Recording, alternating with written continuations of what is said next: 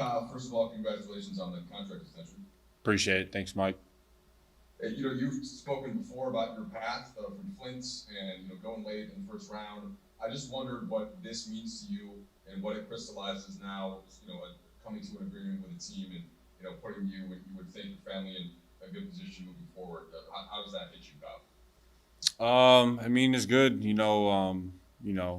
being in a situation to have my family be set for life and, to be from Flint, Michigan, where, it's a really impoverished place. And now I can just do a little bit of a little more good back home as well. So, it feels good. And was it important to you to try and get something done before the season, Kyle, so that you didn't have to think about it, or how did all of that weigh in to the negotiation and your focus on basketball as well? I was kind of really up in the air. I wasn't too bent to really try to get something done, unless it was just the right situation. It's never always about the money. I'm still so young in the game of basketball to where I have opportunities for that, but it's all about just the situation, and we got a great situation. Calhoun? Hey Kyle, you talked to us the last couple of years just about the reality of living with stuff like trade rumors and sort of wondering if your situation's going to change with this contract extension. That really kind of takes that out for certainly this season and probably beyond. What's that like to kind of not have that weight on your shoulders? I've kind of been to the point where I've kind of been numb to it. Going through my career ever since I was a rookie, I've been in trade rumors. So, at a certain point, you really get numb to it. So that's something that it doesn't really never bother me. Dave? Hey Kyle, congrats. The other day when we were asking you about your role, you basically said, hey, I don't know what my role's going to be. And I'm curious if that response had anything to do with the contracts not being settled yet and maybe that seeping into your mentality as you were looking ahead to the season. No, not at all. I said what I said. Nothing to do with a contract. Like I said, I wasn't super bent, trying to get it done at the jump, and that was just based upon our team roster and the little that we've kind of gone through. So. We have any other questions for Kyle? For once? All right, thank you, Kyle, for your Yeah, time. no problem. No, never mind. We have two more. Okay, Two more cool. questions for Kyle. It just came up. Eric Williams? Yeah, I just wanted to continue on in terms of what Dave was asking. Do you have clarity in your role now? Do you know your role on the team? Just play hard, bring energy. I think that's the most important thing. Take care of itself based on doing that. We'll see. I just know for to be successful, playing hard and bringing energy. That's the most important thing. Okay, and I guess Kyle Boone has a follow-up? Yeah, just wondering with LeBron and AD tied to the Lakers long term, did that play any significant role in your decision to sign a contract extension? Yeah. I got a great situation having a 2+1 player option, and just being able to align myself, with those guys, and also just continue to learn and develop as a player and a human, and to be in a opportunity to be in a championship window, to continue to win championships until my deal's up when I'm into my prime. So. Last year, we talked a lot about veterans like LeBron and Rondo kind of being valuable and showing you that they won before and they could kind of show the team how to get there. Do you feel like one of those guys now? Do you feel more confidence sort of approaching this season now that you won a championship? Yeah, I mean, I kind of know what it takes to win a championship now, and so far the guys that haven't won, Trez and Wes, and guys like that, I still want to be able to, even though they're, Wes been in the game longer than me, and Trez is a great player, and I still want to be able to, tell them things that can help us, repeat. Those two guys, listen, they want to win. Dennis, all those guys are able to learn and able to adapt to our system quickly, and they listen. Obviously, when you have a team that's just coming off a championship, it's easier to do. It's easier to learn. It's easier for those guys to adapt to us, knowing that we know what it takes to win. Dave?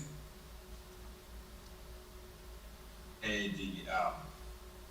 Paul George told Matt Barnes and Steven Jackson on their podcast that there's a smile, that you guys had some dialogue about trying to get you to play in Indiana.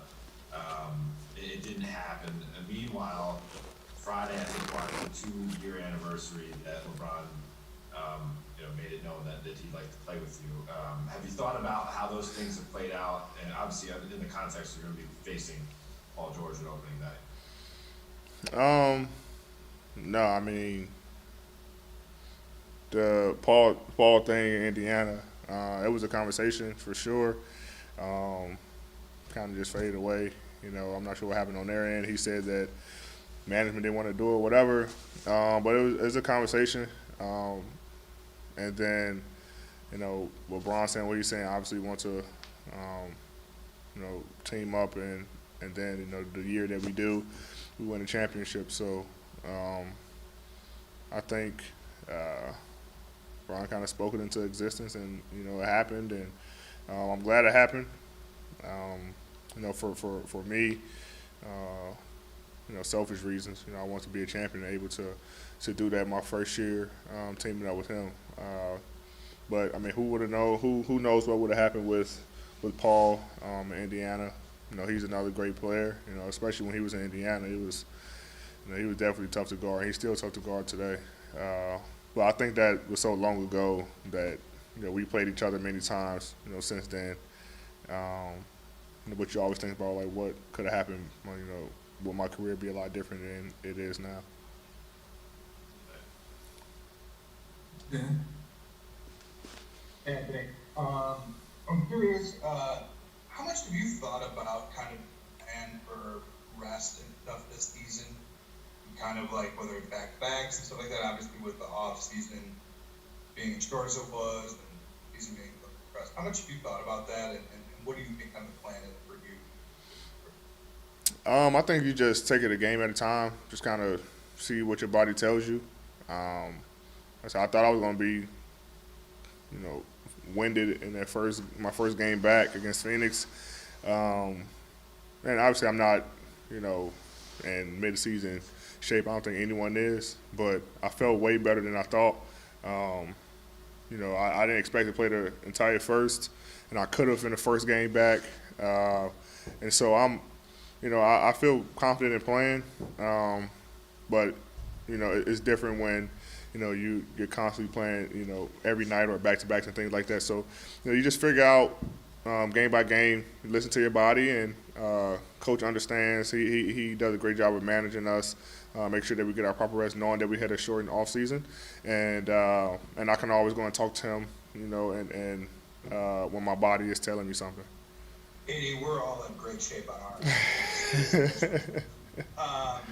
Secondly, you kind of talked about your expectations for Kyle to have a big year. We just got word that got an extension. What can that do for a player? Just kind of the comfort in that, and knowing and not having that kind of that year hanging over someone's head. Yeah, I mean it's good for him. You don't have that contract anxiety for the whole year. Now that it's out the way, he can go out there and play, and which he was doing anyway. He was having a great preseason, and he even played great for us in the bubble and all last year. So, he's locked in.